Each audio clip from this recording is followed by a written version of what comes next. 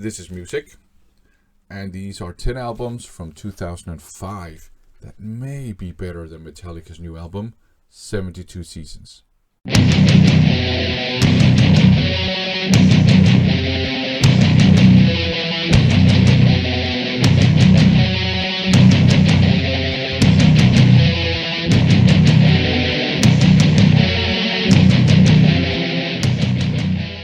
A couple of weeks ago, Marc G with a C started a fun thread.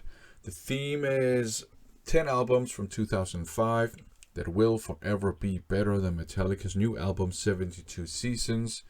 And the twist is that 2005, that's actually 72 seasons ago. I kind of changed it up a little bit, so I've gone with 10 albums that may be better than Metallica's new album. That way, it's a possibility that they're better, but it's not necessarily a fact, which means that you have to go and check them out for yourself and make up your own mind. How about that, huh? Now, back in 2005, I wasn't really interested in the contemporary metal scene, to be honest. I was listening more to 70s and 80s hard rock and traditional metal, and 80s and 90s thrash and death metal, as well as progressive rock and classic rock too. So I don't have a whole lot of stuff from that year, and most of what I have from that year is stuff I picked up later. So that's what kind of appealed to me about this thread. It was kind of interesting to go and check out what I have from 2005. So here's some of it. Up first, Bolt Thrower, Those Ones Loyal, one of my favorite albums of all time, has to be said. Death Metal Legends. This is a super groovy album. It has my favorite song by this band. The Kill Chain is on this album. And super groovy. The songs are very simple, but I like the simplicity. They're catchy, groovy, fantastic death metal album in my opinion. Up next, Liquid Monster by Brainstorm. I would say just straight up heavy metal. Maybe not straight up, because you have some power metal elements and even some power thrash elements in it. But the core style is just, heavy metal. One thing I think is interesting about this album is that while it's a fantastic album, it's super great. I think you do have some influences from the contemporary scene.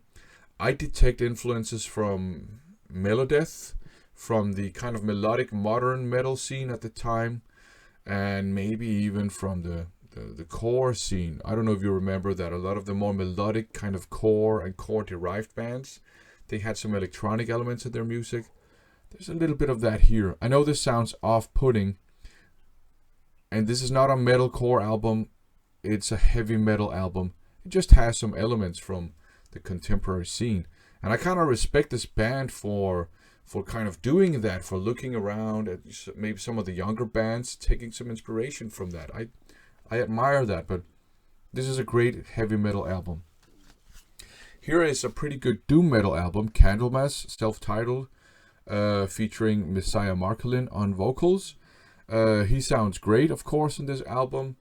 The music itself comes across a bit aggressive, I think, compared to most of their other output, which just makes this interesting. I don't think this is my favorite Candlemas album, but it's a pretty good doom metal album. Fans of traditional doom metal would do well to check this out for sure. Some more doom metal here. Confessor Unraveled. Confessor have some classic albums out, and they're known for their absolutely insane vocals. The vocals on here are a bit more subdued. The style is traditional doom metal, maybe with a slight touch of stoner and maybe a slight touch of grunge, actually, because the vocals on here remind me more of Alice in Chains and Soundgarden and that kind of stuff. So I think maybe if you're more of a stoner fan or a traditional doom metal fan or a grunge fan, I think this will perhaps appeal to you more than their classics with the insane vocals. I do prefer their classic albums though, but this one is a pretty good doom metal album for sure. Stepping outside of the world of metal, Depeche Mode, Playing the Angel. Fantastic album, I think. Very dark, very melancholic. Electronica album with rock elements every now and then. Fantastic vocals. This is an album I bought back when it came out, and I would listen to it constantly. I love this album. Is it on par with their 80s and 90s classics? I don't know, but I kind of think it is. I even saw them on tour supporting this album. Great album. Up next, Dream Theater, Octavarium. Progressive metal, I think, was one of the only kind of mid-2000s metal genres that I was kind of interested in, because progressive metal had a kind of a heyday back then. So Dream Theater are, of course, legends of progressive metal, and I think all their albums are great. Some are better than others. This is one of their greater albums, I would say. Really enjoy it. Is it pretentious? Yeah, but it's progressive metal, so what do you want from it, right? Love this album.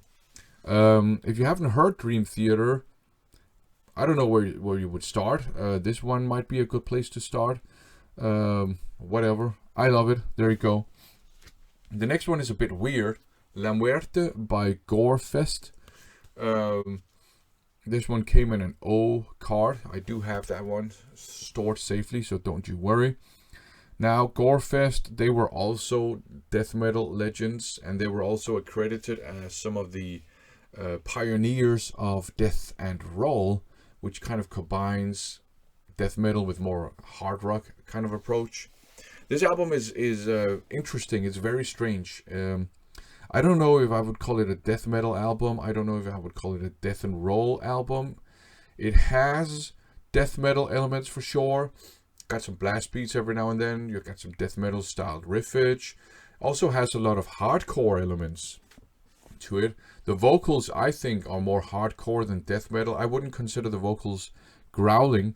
They are harsh, but they're more like kind of like sub-growly shouts or something like that.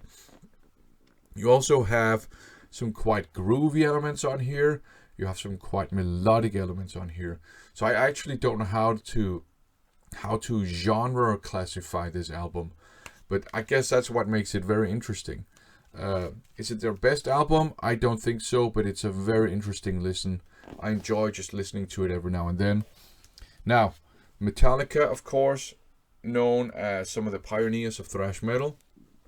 Thrash metal was kind of making a return in the mid-2000s, albeit with a more kind of contemporary modern metal sound. But if you want 2005 thrash metal, do check this one out, the Holy Moses album. Holy Moses, of course, they've been around forever, but this album is great.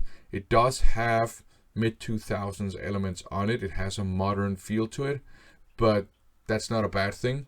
The vocals are amazing. Sabina Claesson, amazing vocalist. She sounds like a monster, so do check this one out. Up next, this one here by Judas Priest, Angel of Retribution. A lot of people consider it a comeback album because it marks the return of Rob Halford to Judas Priest. Fantastic album.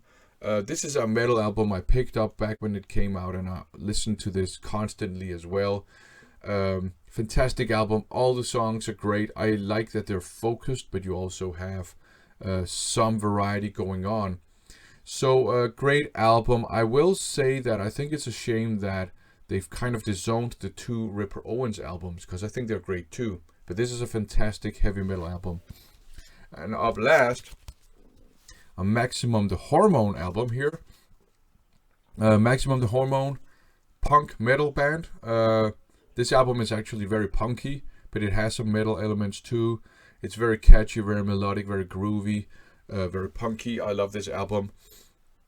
Fantastic stuff. Lots of different genres mixed together, and I think this might put off some people, but that's one of the reasons why I really like this album and this band in general. So there you go. 10 albums from 2005. They may be better than Metallica's new album. That's up to you to decide. Thanks for watching.